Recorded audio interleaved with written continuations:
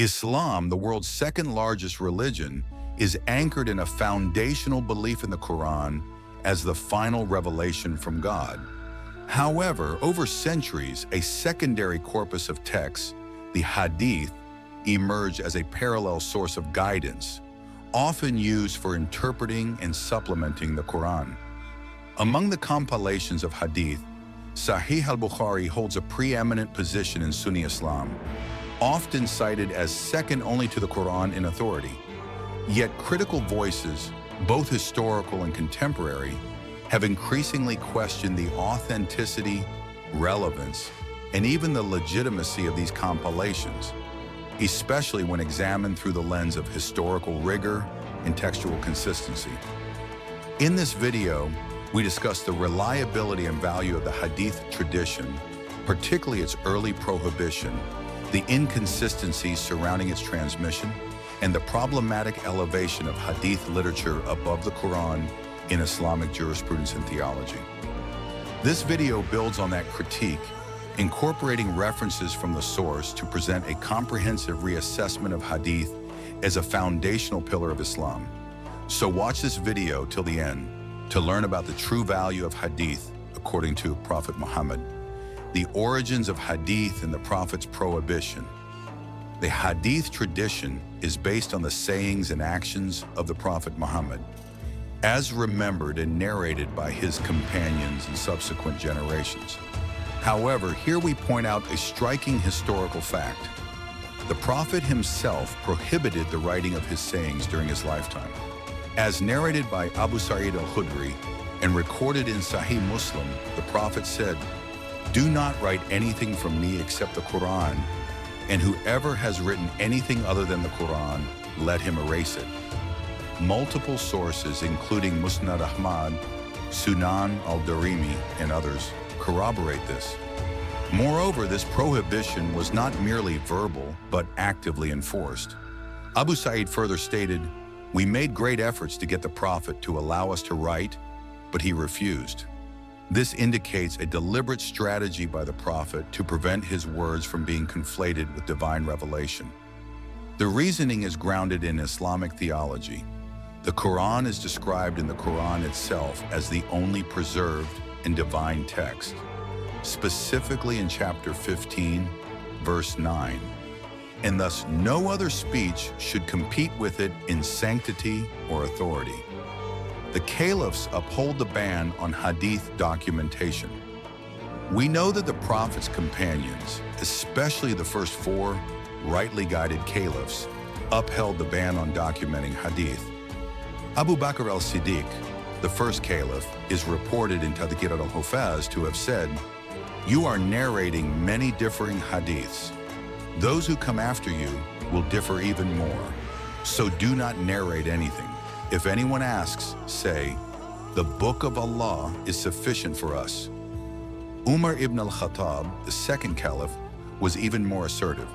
In Jami Bayan al-Ilm and Tabaqat ibn Sa'd, he is quoted as saying, "There is no book alongside the Book of Allah," and he reportedly commanded Hadith manuscripts to be burned due to their proliferation and inconsistency. Umar's concern was not about the content of the Hadiths, but the impact of over-reliance on them. He feared that people would eventually neglect the Quran in favor of human narrations, a concern that seems prophetic in hindsight. In another narration recorded by al-Bihashi, Umar consulted other companions about writing down the Sunnah.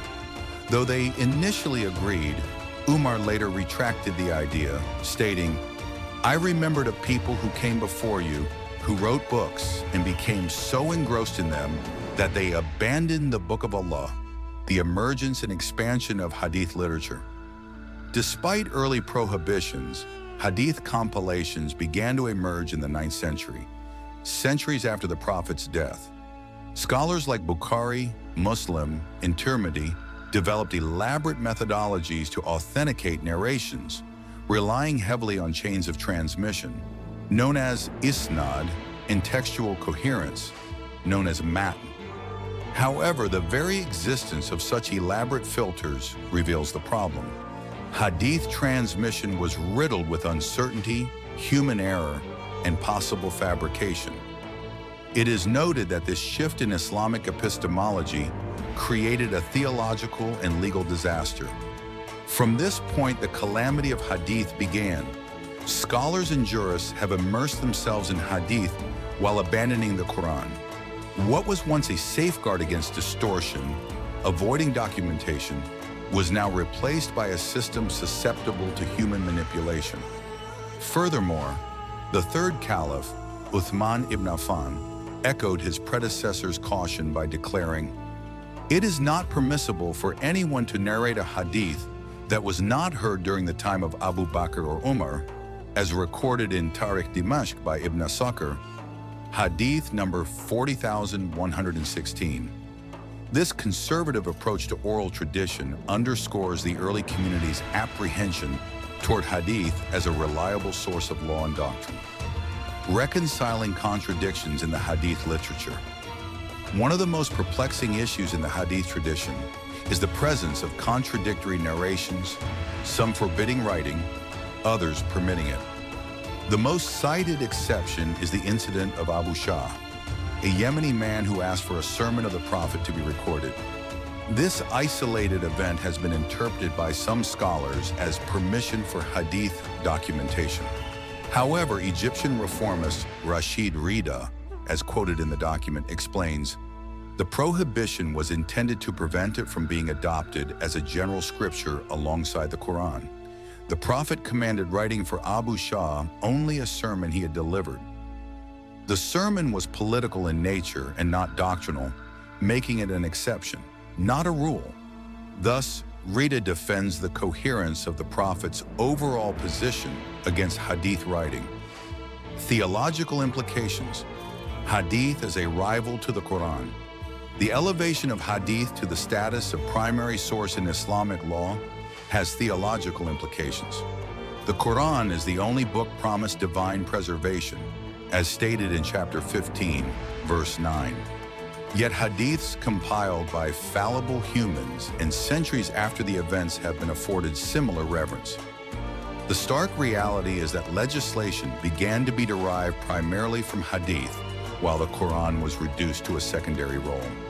This shift allowed room for distortions, both intentional and accidental. Copyists might alter words, apply terms retrospectively, such as calling anonymous prophets Muhammad, or insert theological constructs not present in the earliest Islamic community. The result, as the document claims, is a form of religion making under the guise of reverence for the Prophet.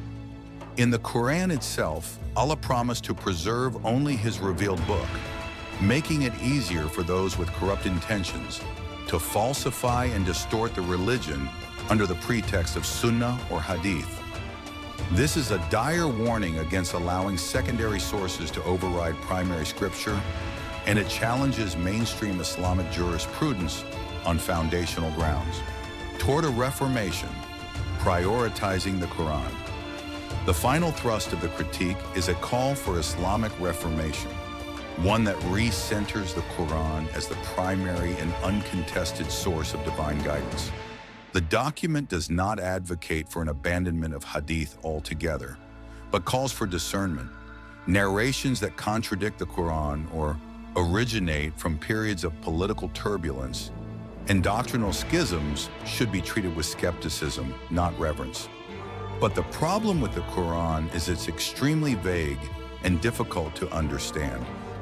Perhaps historically, this was the reason why Muslims turned towards Hadith in the first place, and it is the utility of Hadith that made it more prominent and dominant in comparison to Islam. Many Muslims claim that they should only rely on the Quran, but such a change will make Islam extremely dependent upon personal interpretation, and the uniformity of Sharia or other Islamic tradition would be impossible to achieve. This is what proves that Islam is as man-made as any other system, and its book is just like any other ancient religious or literary text, fallible and incomplete. This video is a sober re-evaluation grounded in Islamic history and theology. By highlighting the Prophet's explicit prohibition, the caliph's continuation of that policy, the inconsistencies in Hadith transmission, and the theological hazard of the Hadith and Quran conundrum that exists in Islam. This also proves that the Quran is an incomplete book, which can never be from a divine and all-knowing creator. This video poses a fundamental question. Can the foundations of Islamic law rest on texts the Prophet forbade to write? The answer suggested here is no. As Muslims face a rapidly changing world, rethinking the status of the Quran, Hadith, and Islam itself is important.